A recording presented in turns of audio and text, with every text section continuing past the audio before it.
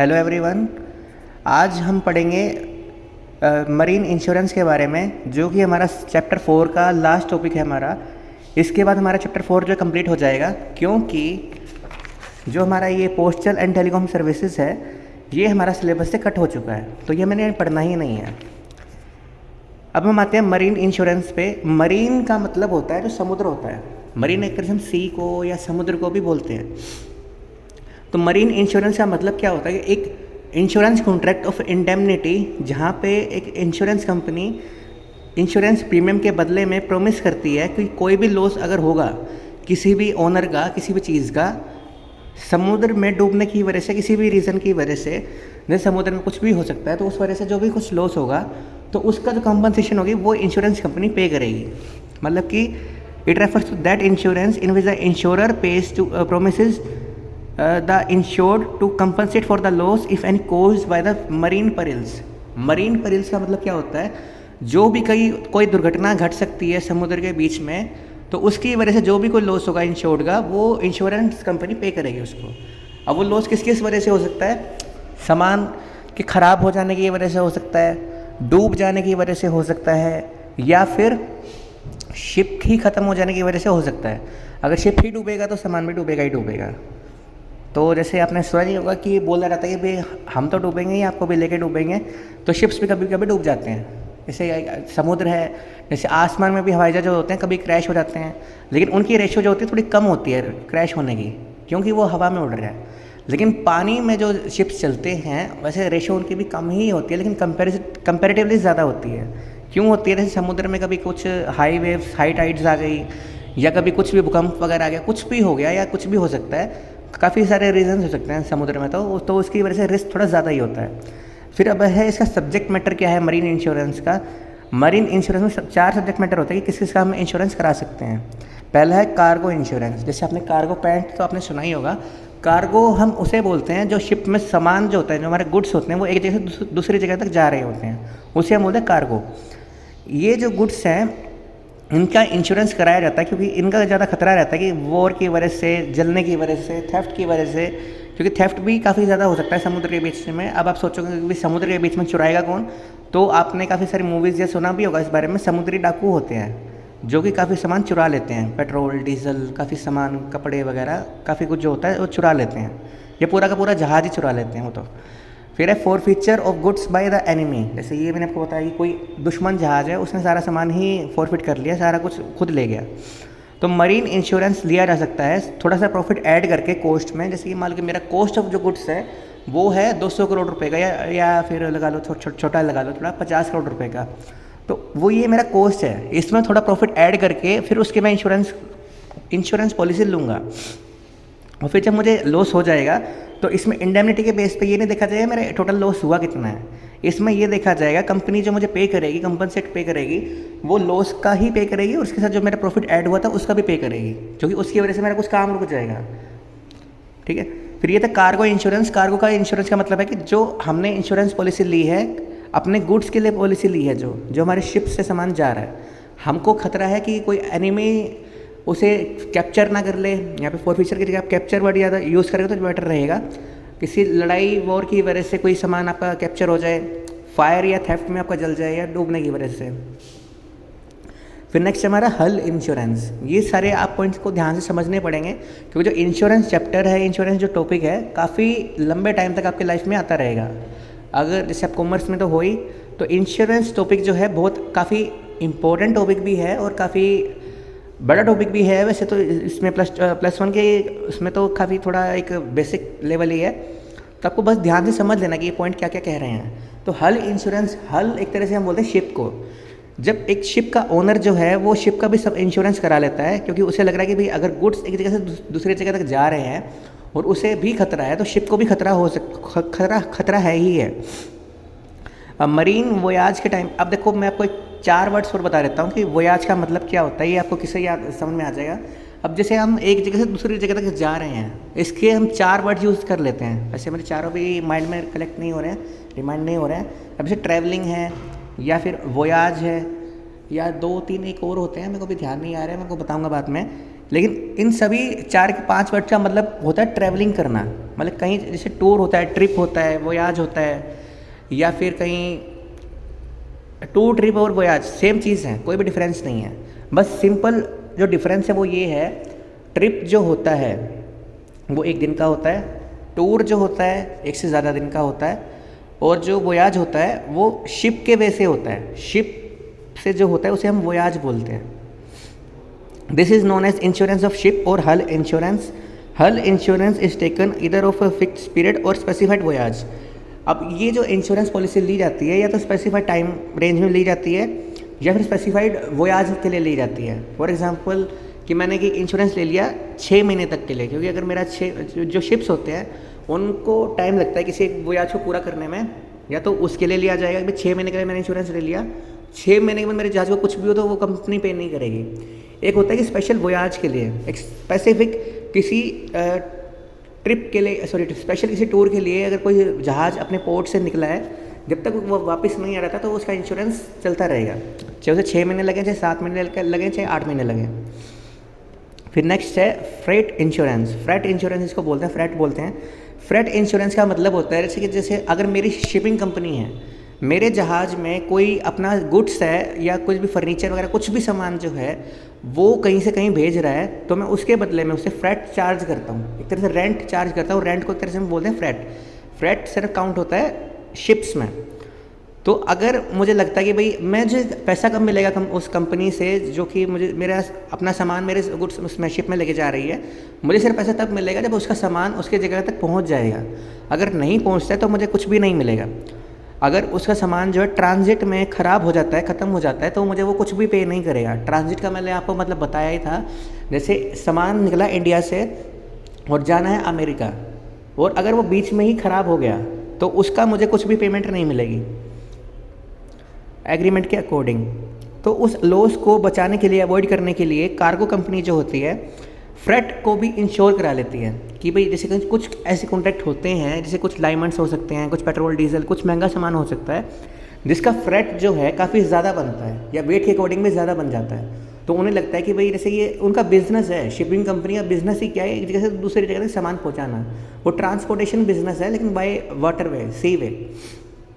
तो उनके लिए काफ़ी लॉस हो सकता है कि अगर मतलब पूरा एक जहाज़ है 6 महीने तक कहीं और रहे, उनकी सैलरीज भी देनी है उनको, उनका पेट्रोल डीजल भी चलता है, उनका काफ़ी खाने का सामान भी चलता है, उसका लॉस हो जाएगा उनका। तो अगर वो सामान के पैसे नहीं मिलेंगे तो उनको, तो फ्रेट का भी इंश्योरेंस करा लेते हैं कि अगर किसी केस में उनको फ्रेट नहीं मिलता है तो इंश्योरेंस कंपनी उन्हें पे कर देगी।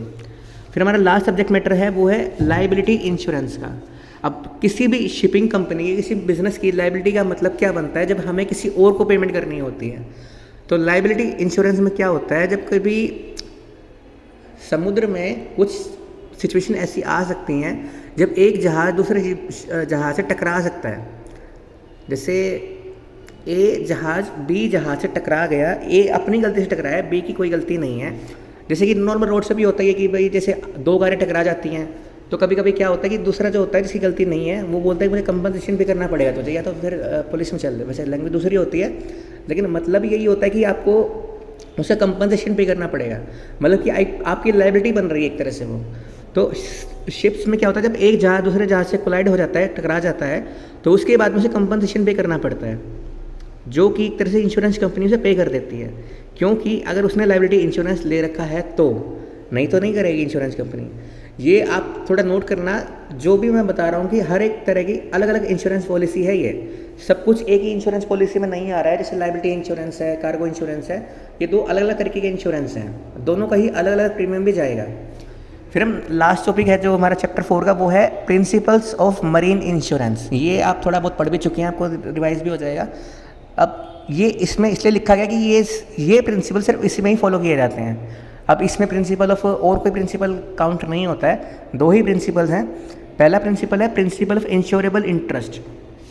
मैंने आपको बताया था शुरू में, जैसे जब मैंने आपको 8 प्रिंसिपल्स बताए थे कि प्रिंसिपल ऑफ इंश्योरेबल इंटरेस्ट का मतलब होता है कि जब कि लॉस हो रहा होगा तो हमारा उसमें इंश्योरेबल इंटरेस्ट होगा। हम ये नहीं सोचेंगे कि हमने तो पॉलिसी ले रखी है, हमारा क्या जा रहा है, लगने दो आग, डूबने दो इसको, हमको तो पैसे मिल ही जाएंगे। तो वो चीज़ वो एलिमेंट इसमें नहीं होना चाहिए, क्योंकि इंश्योरेंस जो इंश्योर्ड होता है उसके लिए क्या होता है कि अगर उसका जो डील है वो पूरी हो जाती है तब तो उसे प्रॉफिट है ही कि अगर उसका सामान जो है सेफ्टी के साथ में सामान पहुंच जाता है तो उसको प्रॉफिट हो जाएगा। अगर वो नहीं पहुंचता है तो उसको लॉस हो जाएगा। मरीन इंश्योरेंस के केस में कार्गो जो है इंश्योरेंस पीरियड में भी बेचा जा सकता है, लेकिन इसमें एक आपको एलिमेंट एक और चीज़ बताता हूँ इंश्योरेबल इंटरेस्ट में और कार्गो मरीन इंश्योरेंस में। अगर मान लो जैसे कि एक 3 एलिमेंट्स मान लो 3 मैं एग्जांपल के बता रहा हूँ।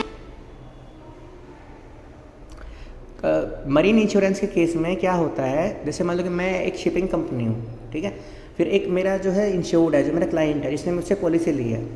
अब मुझसे पॉलिसी ले ली मरीन इंश्योरेंस के केस में, तो उसको इंश्योरेबल इंटरेस्ट है जब तक मेरा उसका सामान जो है अपनी डेस्टिनेशन तक ना पहुँच जाए, उसको चिंता रहेगी कि भाई उसका लॉस ना हो जाए, ठीक है। अगर उसका सामान जब लोकेशन में पहुंच जाएगा तो उसके बाद जो इंश्योरेंस पॉलिसी होगी वो बायर के नाम पे ट्रांसफ़र कर देगा। अब बायर कौन होगा, जो भी उसका सामान जो खरीदेगा उससे, मतलब कि जो उसका कस्टमर रहेगा वो अपने कस्टमर को अपनी इंश्योरेंस पॉलिसी जो है कार्गो इंश्योरेंस पॉलिसी जो है ट्रांसफ़र कर देगा, जिससे कि इंश्योरेबल इंटरेस्ट जो है बायर को ट्रांसफ़र हो जाएगा। तभी कहा जाता है कि इंश्योरेबल इंटरेस्ट जो है मरीन इंश्योरेंस में डैमेज के टाइम पे नेसेसरी है, होना ज़रूरी है। कि अगर मान लो कि जैसे ओनर है जो है इंश्योर्ड है, जिसने सामान बनाया, मैन्युफैक्चरर कंपनी है, उसने सामान बेच दिया और इंश्योरेंस पॉलिसी जो है अपने पास ही रखी, तो जो कस्टमर है उसके पास सामान अगर जलेगा तो पैसा तो उसको मिलेगा, मैन्युफैक्चरर कंपनी को मिलेगा, लेकिन एक्चुअली मिलना चाहिए कस्टमर को। तो कस्टमर दोबारा तो इंश्योरेंस कराएगा नहीं कि चीज़ का, जब एक ने करा रखा है इंश्योरेंस तो वो उसके नाम में ट्रांसफ़र कर देगा या तो उसके प्राइस में ऐड कर देगा। तो उससे क्या होता है कि इंश्योरेबल इंटरेस्ट का मतलब होता है कि जो लॉस हो रहा है तो उसके टाइम पे वो उसकी मैक्सिमम एफर्ट लगाएगा उसको बचाने में। उसका ये नहीं है भाई कि खुद ही आग लगा दे या फिर सोचे कि भाई लग रही है तो लगने तो तेरा तुझे मुझे क्या है, मेरे को तो पैसे मिल ही जाएंगे। अब इंश्योरेबल इंटरेस्ट कब कब हो सकता है और किस किस का हो सकता है? 6 पर्सन ऐसे हैं जिनका हो सकता है। पहला है owner of ship in his ship, ship के ओनर में शिप में हो सकता है कि अगर मेरा शिप है तो मुझे तो है ही कि भाई मेरा रिस्क है कि मेरा शिप डूब ना जाए। फिर है passengers in their goods, passengers मतलब यात्री, उनके अपने सामान में रिस्क है कि भाई वो ना डूब जाए। फिर है employees and captain of the ship in their salaries, employee को क्या मतलब एक तरह से सभी को उस चीज़ में रिस्क है जो उनको मिलने वाला है, जो फिलहाल अगर नहीं मिल पाएगा अगर किसी एक्सीडेंट की वजह से।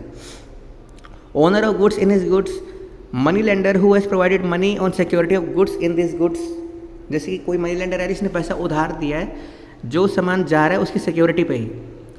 Person who charges freight in their freight, मतलब फ्रेट मैंने आपको बताया था इसे फ्रेट इंश्योरेंस में जो भी उनको रेंट मिलता है सामान को एक जगह से दूसरी जगह तक ले जाने में। अब लास्ट है जो हमारा है वो है प्रिंसिपल ऑफ इम्प्लाइड वारंटीज़। मैंने आपको एक प्रिंसिपल बताया था प्रिंसिपल ऑफ वारंटीज़, जिसमें थी जनरल वारंटीज़ या एक थी इम्प्लाइड वारंटी। इम्प्लाइड वारंटी का मतलब होता है, सॉरी इसमें थी रिटर्न वारंटी थी। इम्प्लाइड वारंटी का मतलब होता है कि हम वो टर्म्स एंड कंडीशन फुलफिल करेंगे जो हमारे रिटर्न एग्रीमेंट में रिटर्न भी नहीं है, मतलब मेंशन नहीं है, कोई स्पेसिफाई या क्लियरली नहीं बताई गई कि ये हमारी इम्प्लाइड वारंटी या टर्म्स एंड कंडीशन है। अब टर्म्स एंड कंडीशन वो हो सकती हैं जैसे कि सभी को पता है कि जो बाकी सारे शिप्स हैं वो रूट फॉलो करते हैं तो वही रूट फॉलो हम भी करेंगे। अगर हम उससे कुछ अलग करते हैं तो उससे एक तरह से लगता है कि एम्प्लॉयड वारंटी जो है वो हमारी वैध नहीं है, वैलिड नहीं रहेगी, ख़त्म हो जाएगी, और उससे हमारा इंश्योरेंस जो है वो वैलिड नहीं रहेगा, वॉइड हो जाएगा और ख़त्म हो जाएगा, कैंसिल हो जाएगा और हमें कुछ भी नहीं मिलेगा। तो इम्प्लाइड वारंटी का मतलब होता है कि जो भी हमारे रिटर्न कॉन्ट्रैक्ट में स्पेसिफिकली या क्लियरली एक्सप्लेन नहीं की गई है तो उनकी एब्सेंस में भी वो उनकी एग्जिस्टेंस जो है एक्सेप्ट की जाएगी और उनके अकॉर्डिंग चला जाएगा। अब वो कौन कौन सी टर्म्स एंड कंडीशन हो सकती हैं? पहला है वर्दीनेस ऑफ शिप्स। अब जैसे कि जिस शिप में हमारा सामान एक जगह से दूसरी जगह तक जा रहा है उस शिप की भी एक तरह से रिपेयरमेंट होना ज़रूरी है। अगर किसी लगता है कि भाई वो प्रॉपर ठीक नहीं है पूरे वोयाज के लिए, उसे रिपेयरमेंट की ज़रूरत है, तो उसे शिप के निकलने से पहले उसकी रिपेयरिंग होना बहुत ज़रूरी है। अगर वो रिपेयरिंग नहीं कराता है जानबूझ के कि भाई सामान जल जाएगा या मतलब डूब जाएगा, उससे मेरे को पैसा मिल जाएगा और मैं नया जहाज़ ले लूँगा, तो उस केस में आपको पैसा नहीं मिलेगा क्योंकि इम्प्लाइड वारंटी उस चीज़ में ख़त्म हो रही है। जो प्रिंसिपल है वो आपका ख़त्म हो रहा है, वो आप एक तरह से इंश्योरेबल इंटरेस्ट आप उसमें नहीं फॉलो भी नहीं कर रहे हैं। एक तरह से इसका मतलब है कि जो कि शिप की वर्दीनेस है उसके साथ आप खेल रहे हैं, रिस्क ले रहे हैं कि अगर आपका रिपेयर नहीं कराते तो पर लॉस हो सकता है। फिर नेक्स्ट है non deviation of the ship. Non deviation का मतलब होता है कि जो आपका रूट है, जैसे कि अगर आपको इंडिया से अमेरिका जाना है, स्पेसिफिक कोई रूट है जो सभी शिप्स जाते हैं उसी से ही आपको जाना है, आप चेंज नहीं कर सकते अपनी मर्जी से। जो प्री फिक्स्ड होगा उसी रूट के अकॉर्डिंग आपको चलना होगा। तो insurance company can easily assume that ship will follow the no other route, कोई अदर रूट फॉलो नहीं करेगी। जैसे कोई लंबा रूट फॉलो कर ले, जैसे कि सामान थोड़ा लेट हो जाए, उसकी वजह से उनको लॉस हो जाए, तो वो चीज़ नहीं होनी चाहिए। डेविएशन का मतलब होता है कुछ भी वेरिएशन आ जाना, कुछ भी चेंज हो जाना रूट में, प्रीफिक्स रूट जो होता है उनमें चेंज आ जाना। लेकिन इंश्योरेंस कंपनी जो है वो अलाउ कर सकती है किसी भी शिपिंग कंपनी को डेविएशन के केस में, जब वो डेविएशन इन रीज़न की वजह से हो सकती है। पहला है कि अगर वो रूट बदल रहे हैं अपना, जो इंश्योर्ड गुड्स है उसकी सेफ्टी के लिए, या जो शिप पे लोग काम कर रहे हैं, जो भी लोग पैसेंजर्स भी हैं, उनकी जान बचाने के लिए। जैसे कभी कभी शिप समुद्र में कभी कभी कुछ भी तूफान आ जाता है, कुछ भी आ जाता है, तो उस केस में रूट बदलना पड़ जाता है, तो उसकी वजह से अगर वो कर रहे हैं तो चल जाता है। फिर है if any passenger suddenly needs medical need, अब मेडिकल तो आपको वहाँ पे ही मिलेगा, किसी ज़मीन पे ही मिलेगा, तो उसके लिए आपको रूट बदलना पड़ सकता है। वैसे तो नॉर्मली फर्स्ट एड या डॉक्टर्स वगैरह होते हैं शिप पे, लेकिन अगर इन केस को ज़्यादा ही सीरियस इंजरी है तो उस केस में उनको रूट बदलना पड़ सकता है, जिसके लिए इंश्योरेंस कंपनी अलाउ करती है। If deviation of the ship can not be controlled by the captain of the ship, तूफान की वजह से कभी कभी कैप्टन जो है कंट्रोल अपना खो देता है शिप का, कि उसे पता नहीं होता कि शिप कहाँ किस डायरेक्शन में जा रहा है, क्योंकि हवा जो होती है बहुत तेज़ चलती है और हाई टाइड जो होती है उससे जो जहाज़ है उसकी डायरेक्शन बदल जाती है। जैसे आपने टाइटैनिक मूवी देखी ही होगी, तो उससे आपको समझ में क्लियर हो जाए कि भाई ये क्या मतलब है। फिर जो हमारा लास्ट पॉइंट है वो है legality of venture. Legality of venture का मतलब क्या होता है, जो हमारा जिसके बदले में हमने इंश्योरेंस का पॉलिसी ले रखी है, वही चीज़ हमारी अगर इलीगल होती है तो उस केस में हमें इंश्योरेंस कंपनी कुछ भी पे नहीं करेगी। क्यों, क्या इसका क्या मतलब होता है, जैसे कि हम मान लो कि ड्रग्स लेके जा रहे हैं या कुछ भी इलीगल सामान उसमें ट्रांसपोर्ट कर रहे हैं, तो उस केस में इंश्योरेंस कंपनी हमें कुछ भी पे नहीं करेगी। एक और एग्जांपल है इसका, अगर हम उस सामान पर टैक्स की चोरी कर रहे हैं, दो चीज़ें होती हैं टैक्स को बचाने के लिए, एक चीज़ लीगल है, एक चीज़ इलीगल है। टैक्स इवेजन एक तरह से इलीगल है, इसको हिंदी में बोलते हैं टैक्स की चोरी करना। एक चीज़ होता है टैक्स प्लानिंग, वो लीगल है, उसमें भी हम टैक्स अपना बचाते हैं लेकिन लीगल वे से। टैक्स प्लानिंग आपको, मैं शायद टॉपिक इसमें है नहीं, लेकिन मैं आपको बताता कि टैक्स प्लानिंग क्या होता है। नॉर्मली टैक्स प्लानिंग का मतलब होता है कि जो लॉज बने हुए हैं, रूल्स एंड रेगुलेशंस बने हुए हैं, उसके अंदर रह के ही हम अपना टैक्स कम कर सकते हैं। उसमें हम सिर्फ प्लानिंग करते हैं कि टैक्स हमारा किससे कम आ सकता है। तो ये था हमारा अच्छा टॉपिक। जैसे हमने पढ़ा कि मरीन इंश्योरेंस, उसके प्रिंसिपल्स के बारे में हमने पढ़ा और सब्जेक्ट मैटर के बारे में हमने पढ़ा कि किस किस सब्जेक्ट के का हम इंश्योरेंस ले सकते हैं। एक ये भी टॉपिक हम करा लेते हैं, छोटा सा टॉपिक है। लाइफ इंश्योरेंस में इंडेमनिटी ऑफ कॉन्ट्रैक्ट नहीं होता है, क्योंकि इसमें हमें पैसा तब भी मिलता है जब हमें लॉस नहीं होता है। जनरल इंश्योरेंस में सिर्फ हमें लॉस होने के कंडीशन में ही पैसा मिलता है, तो ये कॉन्ट्रैक्ट ऑफ इंडेमनिटी है। लाइफ इंश्योरेंस का जो ऑब्जेक्टिव होता है वो होता है फाइनेंशियल प्रॉब्लम्स को कंट्रोल करना, कि अगर कोई अर्निंग हैंड मर जाए तो उसकी वजह से फैमिली को सर्वाइव करने में प्रॉब्लम ना आए। इंश्योरेंस लिया जाता है सेफ्टी के लिए, जनरल इंश्योरेंस। फिर जो लिमिट ऑफ अमाउंट है, लाइफ इंश्योरेंस के केस में कोई लिमिट नहीं होती कि कितने का भी 5 करोड़ का 50,000 करोड़ का भी इंश्योरेंस ले सकते हैं, लेकिन इसमें सिर्फ आप जो उसकी मैक्सिमम वैल्यू होगी प्रॉपर्टी की उसका ही इंश्योरेंस करवा सकते हैं। प्रिंसिपल ऑफ सबरोगेशन, ये मैंने आपको प्रिंसिपल में बताया भी था, ये प्रिंसिपल यहाँ पे अप्लाई नहीं होता है, यहाँ पे अप्लाई होता है जनरल इंश्योरेंस में। फिर है पीरियड इसमें लॉन्ग टर्म का भी हो सकता है, काफ़ी सालों का हो सकता है, लाइफ टाइम इंश्योरेंस भी हो सकता है। अब वो पता नहीं कब मरेगा कब नहीं मरेगा, तो ये है एनी नंबर ऑफ़ ईयर्स, कितने भी नंबर ऑफ़ ईयर्स का हो सकता है, लेकिन ये जो है मैक्सिमम 1 ईयर का ही हो सकता है।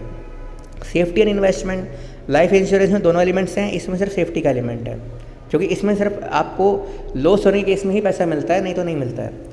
फिर है इंश्योरेबल इंटरेस्ट, इसमें आपको दोनों में ही इंश्योरेबल इंटरेस्ट रहता है। लाइफ के केस में पॉलिसी लेते टाइम आपको इंश्योरेबल इंटरेस्ट होना चाहिए, मरते टाइम ज़रूरी नहीं है, क्योंकि आपका मरना आपके हाथ में नहीं होता है।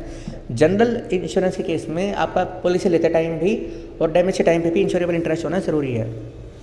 फिर है मोरल रिस्क, यहाँ पे रिस्क बहुत कम होता है, क्योंकि no person would like to kill himself. आज के टाइम का अगर इग्नोर कर दिया जाए तो कोई पर्सन ऐसा नहीं होगा बिजनेस के केस में कि जो खुद को मारना चाहेगा। आजकल वैसे कुछ लोग ऐसे मिल जाते हैं। जनरल इंश्योरेंस के केस में रिस्क हाई होता है, क्योंकि कोई भी इंसान अपने सामान को नुकसान पहुंचा सकता है प्रॉफिट कमाने के लिए, तो मोरल रिस्क इसमें थोड़ा ज़्यादा होता है, इसमें कम होता है। लास्ट पॉइंट है सरेंडर वैल्यू। सरेंडर वैल्यू का मतलब होता है कि जो कैंसिलेशन अगर पॉलिसी की हो रही है तो उस केस में कुछ मनी है रिफंड कर दिया जाएगा। लाइफ इंश्योरेंस के केस में कुछ पैसा रिफंड कर दिया जाता है, लेकिन जनरल इंश्योरेंस के केस में कोई पैसा रिफंड नहीं किया जाता है।